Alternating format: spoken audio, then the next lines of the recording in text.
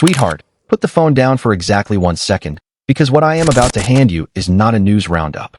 It is a crime scene photograph of three empires cracking at the exact same time, and nobody in the mainstream press has the courage to line the bodies up side by side. In one single 72-hour window, Cardi B watched a global brand deal dissolve into thin air because a fan she publicly humiliated last year picked up a phone, faced a mirror, and pressed record. Beyoncé and Jay-Z. Yes, the untouchable Carters, surprise dropped a remix engineered to bury Nicki Minaj under a tidal wave of streams, and instead the record belly flopped so violently on the global charts that even the Bayhive started pretending they never asked for it.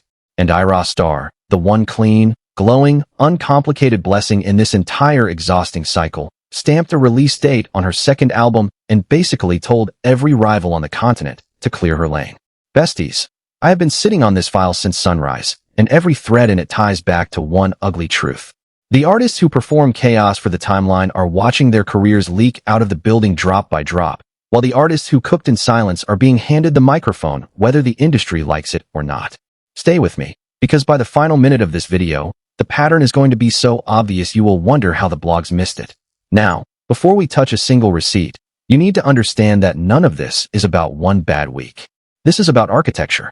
Whole careers were built on the assumption that noise equals power, and this week the foundation finally gave an audible crack. So let's start where the smoke is thickest. Cardi B. If you have been anywhere near a phone this week, you already know that Old Navy, the same Old Navy your mama dragged you to for back-to-school jeans, announced Cardi B as their new global brand ambassador in a splashy campaign package that hit every major fashion publication within the hour. On paper, this should have been a slam dunk victory lap. Cardi B is one of the most recognizable faces in American pop culture.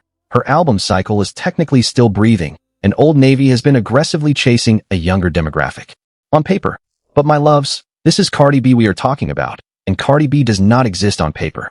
Cardi B exists in Instagram live sessions at 4 in the morning, in Twitter replies, and inside a receipts folder her critics have been curating for the better part of a decade. And here's the kicker.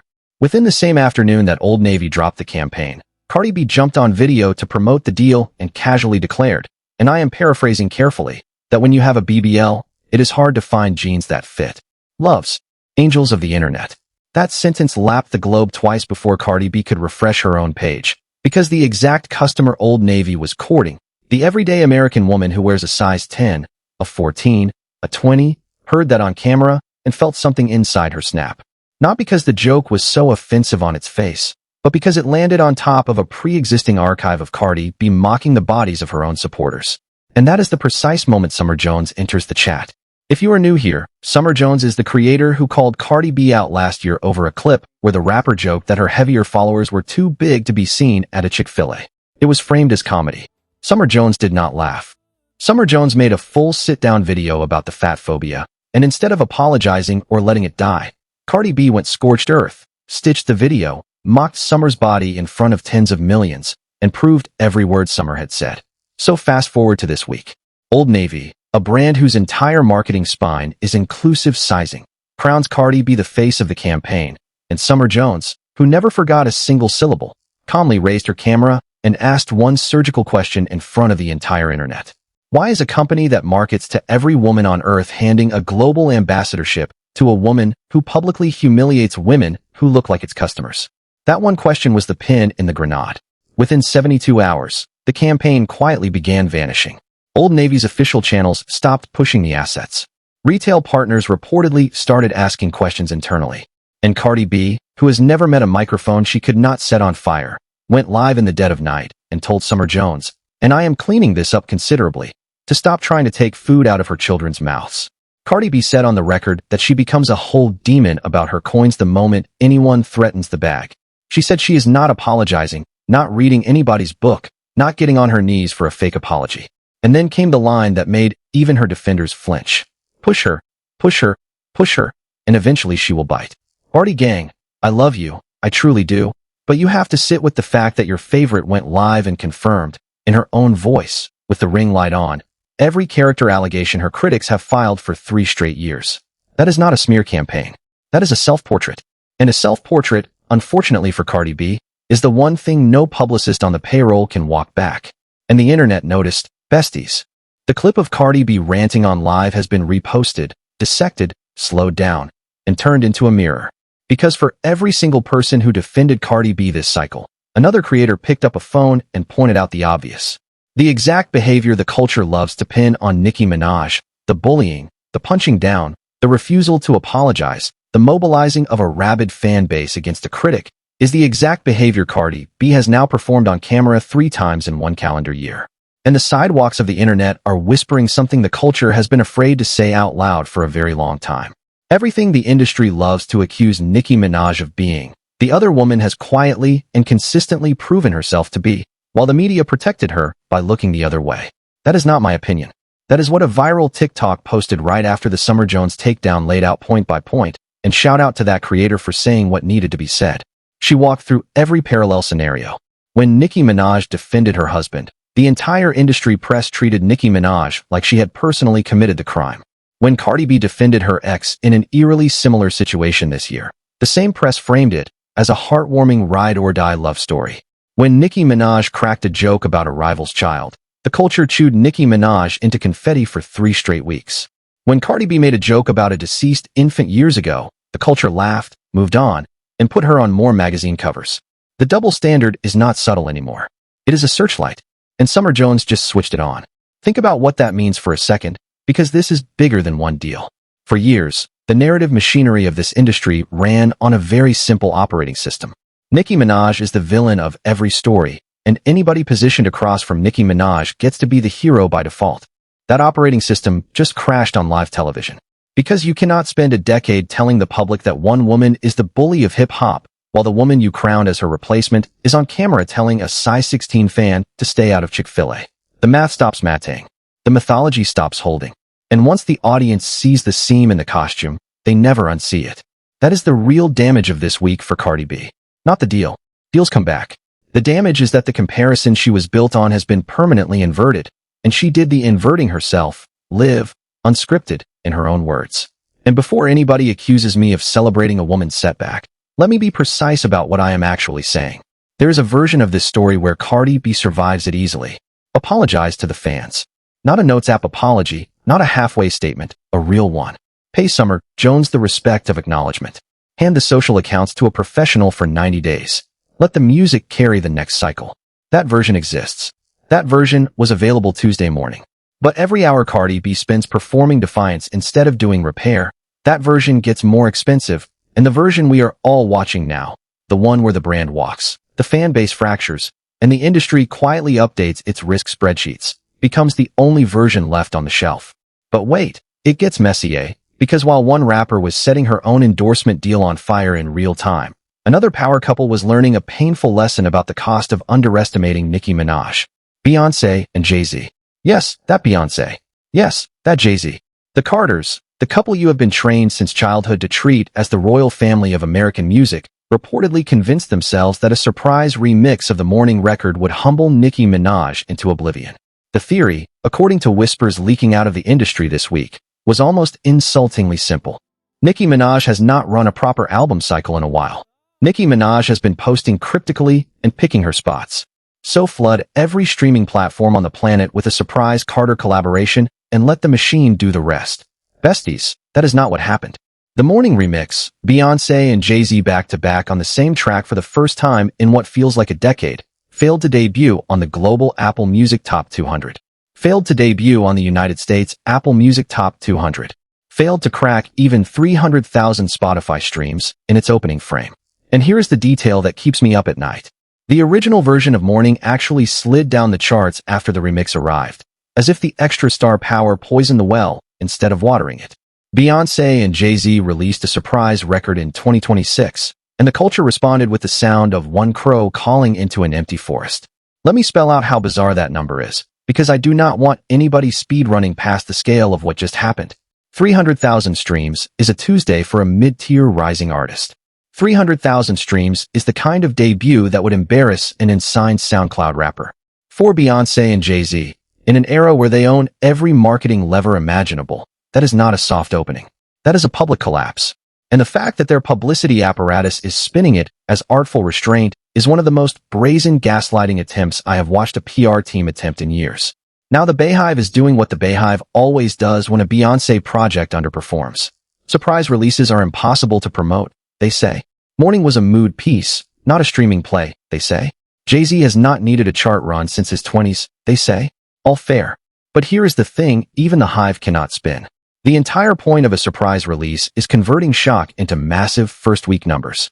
That is why Beyoncé invented the modern surprise model in the first place. When the self-titled visual album landed, the internet melted.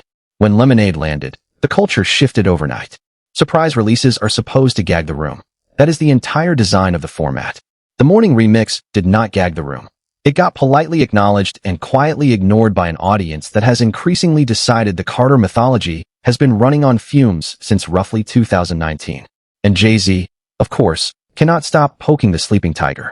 Rewind the tape a few months, and you will find Jay-Z on stage at Roots Picnic aiming pointed lyrical jabs at Nicki Minaj, mocking her stage stumbles, referencing her family life, generally behaving like a man who forgot that Nicki Minaj plays the long game.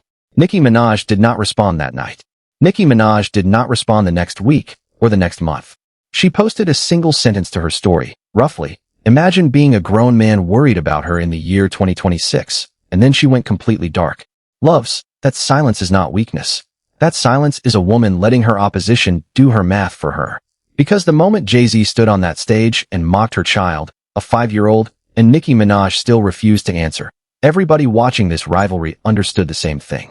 She is not on Jay-Z's clock. She is on her own clock. And when Nicki Minaj finally swings back, she will not swing at a freestyle. She will swing at the entire foundation the Carters have stood on for 2 decades.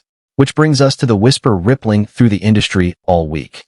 People close to the situation are claiming that Nicki Minaj has locked down information, dates, names, receipts, corroborating witnesses, that could, if it ever hit daylight, permanently reshape how the public views the Beyoncé and Jay-Z marriage. I am not going to sit here and repeat every rumor, because some of them deserve verification before they touch a script. But the marriage, per multiple independent reports, has reportedly been in serious trouble for over a year. Beyoncé is reportedly exhausted. Beyoncé is reportedly done covering. And hold on to one thread, because it will matter 3 months from now. Insiders suggest the reason Beyoncé stayed this long was not romantic. It was structural. Her brand was built partly on the fantasy of an unshakable black love story, monetized across tour after tour, spread after spread. Dismantling that fantasy means dismantling her own commercial architecture. So the exit, if it comes, will look like a slow, negotiated unwind, and the culture will read every filing like scripture. Now let me pivot to the sunshine in this file, because I refuse to spend an entire video in the trenches. Ayra Starr, the Nigerian-born, Benin-raised vocal powerhouse who has been quietly assembling one of the most exciting Afrobeats catalogs of her generation, just confirmed that her sophomore album, Stargirl, lands on the 14th of August, 2026, and the tracklist is stacked in a way that should have the entire industry sitting up straight. There is a Leanne La Havas collaboration on this album, which is exactly the kind of cross-genre bridge move that separates artists chasing trends from artists building legacies. There is a Zayn feature, a genuinely inspired pairing, because Ayra Starr's warm alto floating over Zayn's airy falsetto is the kind of texture A&Rs dream about. There is a Stargirl remix with Rema that is already out and already climbing, and a Hustler's Anthem remix on the way. On top of all that, Ayra Starr has solo singles generating serious buzz. Tornado is out. Give Me That with Wizkid is out. And my loves, those are just the appetizers. Let me talk about Tornado for a second, because that record deserves its flowers. From the moment the pre-chorus lifts, Ayra Starr is telling you exactly who she is, a woman who decided her second album will not be a rerun of her first. The production leans harder into live instrumentation. The vocal takes are longer, more textured, more confident. There are moments on that record where you can hear Ayra Starr deliberately holding a note past the length her earlier work would have allowed, and every one of those moments is a flare fired at the industry announcing that a real vocalist has arrived. If the Stargirl album delivers even 70% of what Tornado is promising, we are looking at the Afrobeats project that runs the fourth quarter of 2026. But I have to be honest with the Ayra Starr fan base about something. There is a corner of the internet, and you know exactly who I am talking about, that has been trolling this rollout since the moment Stargirl was announced. The recycled talking point is that a certain other African diaspora artist moved 20,000 copies in her first week, and therefore Ayra Starr is doomed to underperform. Angels, that is not analysis. That is fandom cope. Because the reality, right now, in 2026 is that the loudest female voice in Afrobeats, measured by actual chart performance, actual streaming volume, actual radio penetration, is Tems. Tems is sitting on the Hot 100 with 2 records simultaneously. Tems is charting. Tems is winning. And Ayra Starr, positioned correctly, has every conceivable opportunity to become the number 2 flag bearer of a movement that is only accelerating. And I want to be extra careful here, because I have watched too many gossip channels flatten a nuanced Afrobeats conversation into a cheap Tyla versus Tems versus Ayra slap fight. That is lazy commentary, and I refuse to produce it. Tyla makes a specific hybrid popiano sound she has been very clear does not need the Afrobeats label, and her success in that lane is remarkable on its own terms. Tems is charting because her artistry finally got matched by a rollout worthy of it. And Ayra Starr is in a category of her own, a younger, more vocally elastic performer who has been quietly outworking nearly every peer in her age bracket. All 3 can win. All 3 should win. But when the question is who is carrying the Afrobeats flag on the Hot 100 at this exact moment, the honest answer is Tems, and the second position is wide open for whoever puts in the promotional work. I have my own reservations about the management structure behind Ayra Starr. I said what I said, but my reservations about a label do not translate into skepticism about the artist. I have been listening to Ayra Starr since long before she signed that deal, and I will still be listening the day she inevitably outgrows it. What I am asking of her fan base is very simple. Do not be one of those people who screams online about supporting an artist and then never buys a single copy. Stream the record. Buy the record. Show up release week. Ayra Starr deserves that. Afrobeats deserves that. And frankly, this culture deserves an artist who is not spending her promo run insulting her own supporters. Cough. No names. Cough. And let me briefly give Iggy Azalea her flowers, because loyal viewers of this channel already know how I feel about her. Iggy Azalea has a new project in the pipeline. No hard date yet. But the visuals she has been teasing suggest something significantly more ambitious than her recent output. Say what you want. Iggy Azalea has weathered more industry cancellations, more public pile-ons, and more attempted career burials than most of her peers combined, and she is still standing on business. That is respectable. Whether the music connects is a separate conversation, but the resilience is real, and I am not one of those commentators who pretends Iggy Azalea does not exist because it is fashionable. Every time she rolls out a look, 3 trend cycles later, I watch other rappers borrow the aesthetic she pioneered. Give her the credit. Give her the shot. Let the numbers, not the discourse, decide. Now let's return to the center of the storm, because I need the main thread to land correctly. The reason the Old Navy situation matters is not that one influencer got mad on the internet. Influencers get mad on the internet every hour of every day. The reason it matters is that it exposes something the industry has worked very hard to hide, namely that a certain rapper's brand equity is nowhere near as bulletproof as her PR team has been pretending. Look at the last 24 months of Cardi B's career and tell me what you actually see. A woman who is loud, who is present, who is trending, and whose music has quietly stopped moving units at the level her cultural footprint would suggest. Am I the drama underperformed relative to expectations? The singles run has been inconsistent. The chart battles her fan base promised us she would win have not gone that way. And now Old Navy, a major mainstream American brand, has apparently decided that the reputational risk of keeping Cardi B as an ambassador outweighs the marketing upside. Besties, that is a 5-alarm siren for anybody tracking her trajectory. Brands are not moral institutions. Brands are risk management institutions. When a brand walks away from a star this fast, it means the spreadsheet changed. It means the executive board looked at the ledger, the endless late-night live stream meltdowns, the fan base attacking ordinary people, the fat-phobic jokes, the constant whiplash between apology and aggression, and decided that this particular horse is no longer worth the barn. Let me widen the frame, because it will help you understand what Summer Jones actually did. When a brand of Old Navy scale onboards a global ambassador, they run something internally called a reputational risk audit. Every past controversy gets cataloged. Every viral outburst gets timestamped. Every fan base behavior gets monitored. If the audit clears, the deal moves forward. If the audit turns red, the deal quietly slides off the marketing calendar. Nothing about the timing of this collapse suggests anyone was surprised. It suggests the executive team greenlit the deal betting the risk was contained, then watched Summer Jones publicly weaponize the exact receipts the audit had already flagged and pulled the plug before the fourth quarter. That is not cancel culture. That is a Fortune 500 risk committee doing math. And notice how Summer Jones did it. Summer Jones did not scream. Summer Jones did not organize a boycott. Summer Jones did not launch a hashtag. Summer Jones simply pointed at the receipts one more time and let the accountants finish the job. Meanwhile, the woman at the center of it all cannot help herself. After the Old Navy news started leaking, Cardi B went live again, and instead of taking the professional route, say nothing, let legal draft a statement, quietly rebuild, Cardi B chose escalation. She mocked her critics.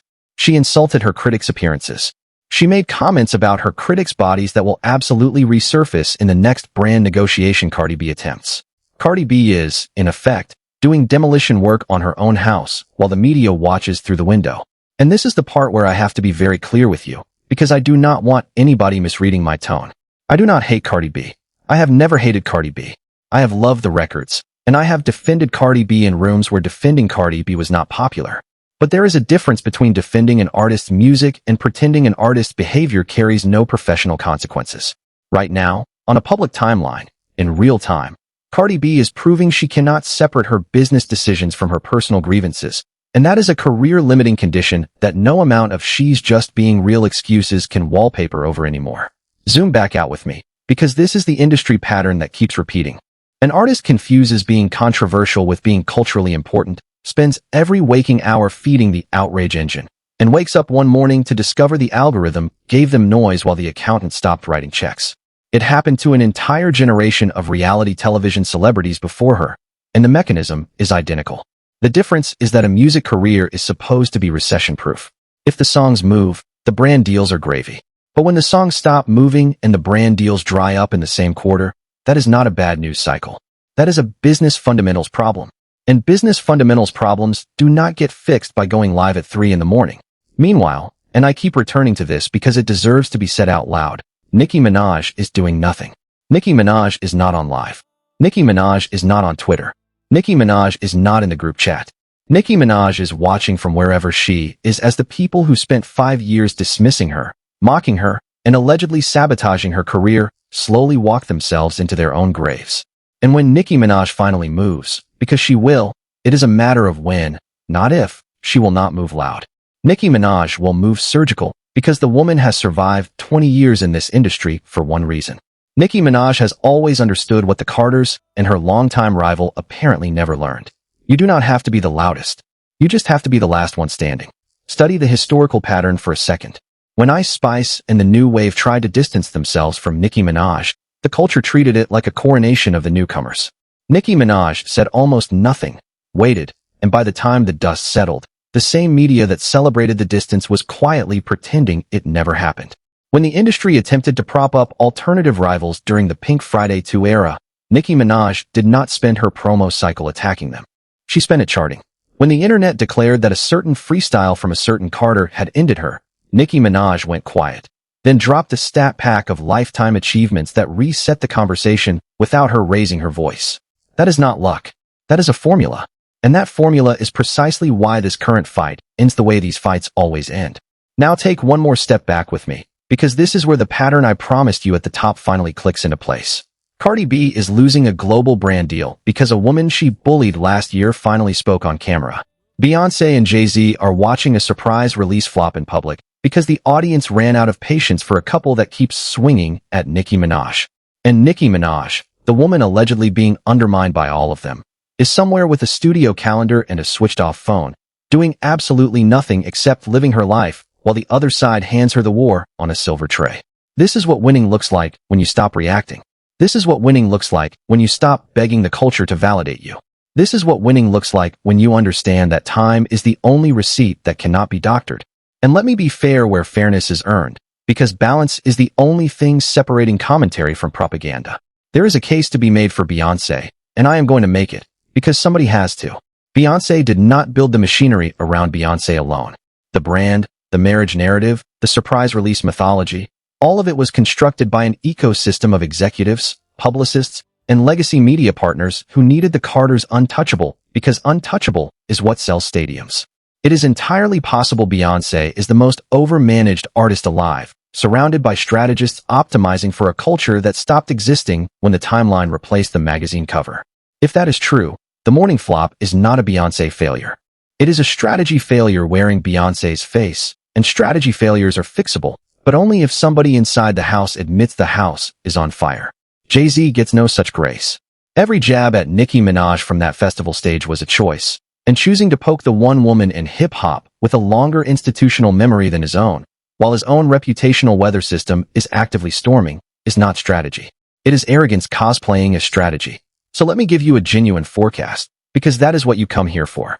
Over the next 30 days, expect the following. Expect Cardi B to lose at least one additional endorsement. Not necessarily a giant one, but a visible one, because when a domino falls in the brand world, at least one more falls behind it. Expect Beyonce and Jay-Z to attempt one more collaborative move, maybe a live performance, maybe a documentary tease, maybe a streaming drop, and expect it to land softer than they hope, because the audience has started charging the Carters' interest on every appearance. Expect Ayra Starr's Stargirl to open stronger than her critics predict, because Afrobeats has crossover momentum right now, and the numbers do not lie about that. And expect Nicki Minaj to eventually, on some random Tuesday, on an unrelated live, in a wig nobody predicted, drop one single sentence that reframes the entire narrative in her favor. That is what Nicki Minaj does. That is what Nicki Minaj has always done. And the culture, for all its short memory, tends to remember exactly one thing at a time. Whoever swings last usually swings hardest. And let me throw you a few curveball predictions, because the news cycle rarely stays on the tracks anyone lays for it. Watch for a legacy artist, not one anybody has been paying attention to lately, to insert themselves into this Beyonce and Jay-Z conversation in a way that catches everyone off guard. Watch for at least one influencer with no connection to Summer Jones to publicly announce they are stepping back from a Cardi B collaboration they had already accepted. Watch for a restructuring rumor to leak out of the Carter business orbit in the second half of the month, because when a label's flagship marriage looks unstable, the corporate side always starts whispering. And keep both eyes on the Ayra Starr documentary rumor that has been floating around for 2 weeks. If that lands anywhere near Stargirl release week, the entire narrative around her rollout changes overnight, and the conversation stops being whether Ayra Starr can compete and starts being how far Ayra Starr can go. Now, Barty Gang, before you flood my comments, I want you to answer one question honestly. If a fan your favorite humiliated a year ago is the reason a global brand walked away from her ambassador deal this month, is that the fan's fault? Or is that the receipt finally catching up? I am not asking rhetorically. I am asking because I genuinely want to see how the fan base reconciles what happened to Summer Jones with the story Cardi B is telling herself tonight. And Bayhive, before you slide into my replies, sit with this one too. If a surprise release from the two biggest names in music history cannot break 300,000 streams on debut day in 2026, is that Nicki Minaj's fault? Or is it a sign the audience has quietly moved on from a formula that used to be untouchable? Be honest. Nobody grows if we lie to ourselves about the numbers. And be honest about this too.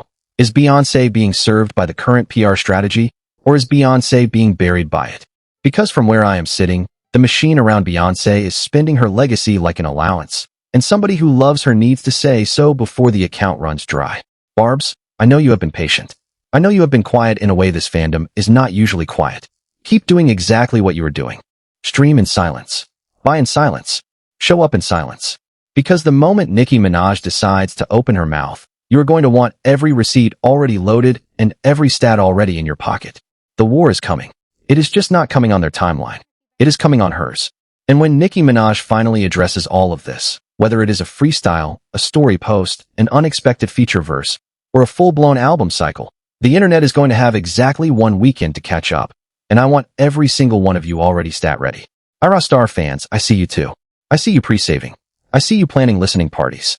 I see you fighting Tyla fans in the replies.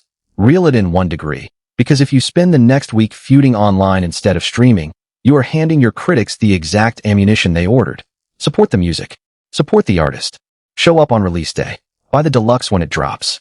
That is how you build an Afrobeats era that outlives the news cycle. And Tems fans watching this, I see you as well. Keep her charting. Keep her winning. There is space at the top for more than one African woman, and gatekeeping between yourselves does the industry a favor it has not earned. And to everybody watching, whichever fandom signs your checks, remember one thing before I close this file. The internet is loud, but the algorithm is quiet. The algorithm sees who is winning long before the timeline admits it.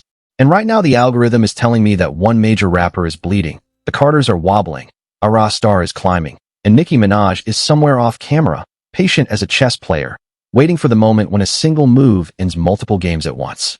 I also want to leave you with a bigger thought about what this entire cycle is actually documenting, because this is the part that matters long after the hashtags rot. We are watching, in slow motion, the collapse of an entire era of celebrity architecture. For 15 years, the American pop machine was built around one very specific arrangement. A small number of extremely famous women were kept in constant public conflict, and the rest of us were expected to pick a team and stay loyal. That arrangement made money. It made a lot of money. But it also made the participants brittle, it made the audience exhausted, and it made the next generation of artists deeply suspicious of the entire framework. What we witnessed this week, the Old Navy exit, the morning remix faceplant, the calculated silence from Nicki Minaj, the rise of Ayra Starr and Tems on their own terms, is what it looks like when a paradigm quietly ends. The next paradigm is going to be built by artists who do the work, keep their receipts, and refuse to trade long-term catalog value for a viral moment. Remember who told you that. Remember where you heard it first. So, if you made it this far, I love you, I appreciate you, and I want to hear from you. Drop your verdict in the comments. Was Cardi B right to go live and defend herself, or did Cardi B just seal her own coffin with a ring light? Was the morning remix a legitimate flop, or is the Beyhive right that surprise releases were never designed for chart performance? And who runs the second half of 2026? Nicki Minaj, Tems, Ayra Starr, or a name none of us is watching closely enough yet? I read every comment, and I promise the follow-up video is going to be even messier than this one. Do me one small favor before you click away. Tap that like button. It costs you nothing, and it tells the algorithm to keep pushing this channel into rooms where the truth is being avoided. Subscribe if you have not already, and turn on notifications, because when Nicki Minaj finally swings back, you do not want to hear about it from anybody else. And if this video helped you see the pattern more clearly, send it to the friend in your group chat who is still defending their favorite. They need to see this one twice. Send it to the cousin who keeps telling you the Carters are untouchable. They need to see it 3 times.